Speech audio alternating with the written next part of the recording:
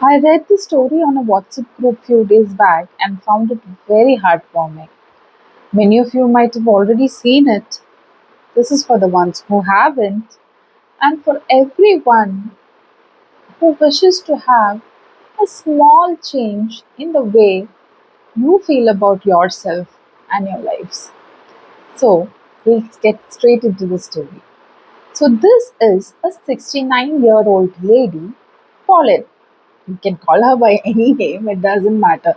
But this was the name of the story. So, she lives all alone. She lost her husband a few years back, and her children don't stay with her. So, she has a routine of going for a walk every day morning. 6:45 a.m. she goes for a walk, and she's been doing this since the last 50 years.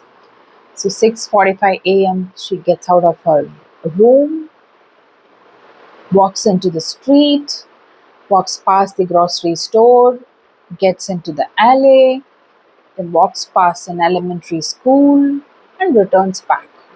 And this entire thing used to take her exactly 42 minutes every single day. One day while walking, she sprained her ankle, and the doctor advised her to go on bed rest without going for walks. And this was the first time in 15 years that Pauline would not be going for her regular walks. She found it devastating at first, but slowly she found herself relieving about it. She felt that she did not have to pretend that she's doing okay. She was taking care of her health, she was disciplined, and that regular work was doing really good to her. And she did not have to wake up early just to get to her routine, which was her survival mode to battle her loneliness.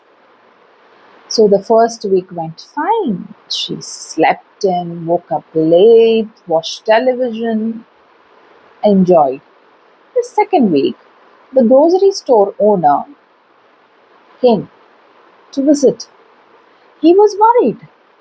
He asked her why she wasn't going for her regular walks and what happened to her. She had not even spoken personally to the store owner in all her life, and she found it very weird, but she just replied that she had her ankle sprained and she was okay. The person didn't leave and asked if she needed any groceries or any help. She said no, but this left her with some thought. After a few days, the elementary school principal, Miss Henderson, paid her a visit. And this was the first time in 15 years that Pauline was even seeing this lady. She was confused at what is happening. Henderson asked, why haven't you been on your regular walks?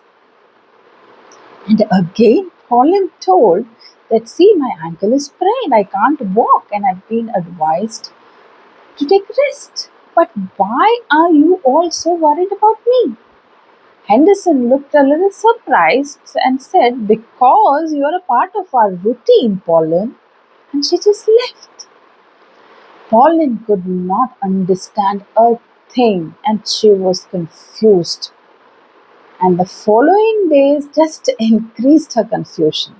She got calls from the guard, the mailman, the milkman, the teenage boy in the grocery store, and there were cute hand drawn cards from a second grader called Emma, which was dropped under her door.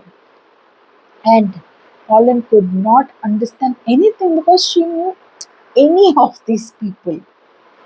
And she decided to call Miss Henderson.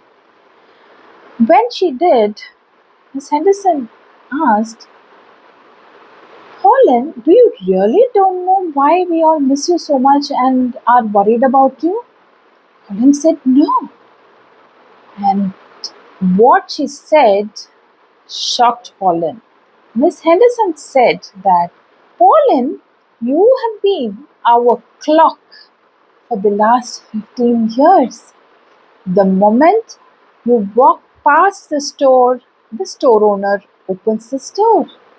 The moment you gets into the alley, there is a cat lady who feeds all the stray cats. The guard knows she needs to take her position the moment you walk past the alley. Parents know for sure that their children are not late for school when they see you on the road. And this little girl, Emma, she considers you as her strength trigger. She finds courage to get into school only when she sees you. And she has been our most wanted person when you went missing from your regular morning walks. And Pauline could not believe her ears. What has been a surviving method for her to battle her loneliness was connecting. It was a connecting thread for a dozen of strangers, and something she considered as a survival was a routine, something that people started their day with. They looked forward to her every single day to start their lives. Few days later, her ankles got better, and Holland found herself with a lot of joy going for the walk for the first time in her life. She walked past the store, waving at the store owner. Getting into the alley, the cat lady was there waiting for her with a smile. Then she started feeding the stray cats. The ground staff understood, okay, this was time for her to take the position. Parents were relieved she's finally back and her children were not late for school. And she found a little cute Emma pressing her face against the gate, waiting for her and yelling, "Oh, you're finally here! I thought you were dead."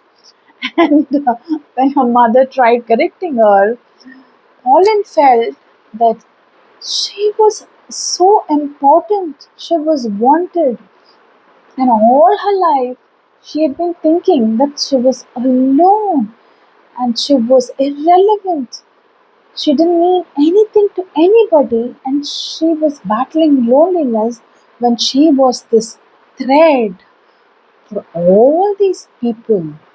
And little Emma wanted to hold her hand and go to the school, and Pauline readily agreed to it with much more happiness than what she had felt in the last 15 years. So I would not know personally what I mean to someone until they express it to me. And trust me, human beings are quite stingy at it, at expressing, and they would love receiving it. So I would not know who on this entire universe thinks about me, considers me as someone useful or relevant, or finds me enough. And you, the ones you're listening, you also mean the world to someone. Your survival might be someone's only light. That smile you gave to a stranger on the road might be the only good thing that he or she got that particular day. So continue surviving, continue walking. You might mean the light to someone, rain or shine. We all have a purpose here.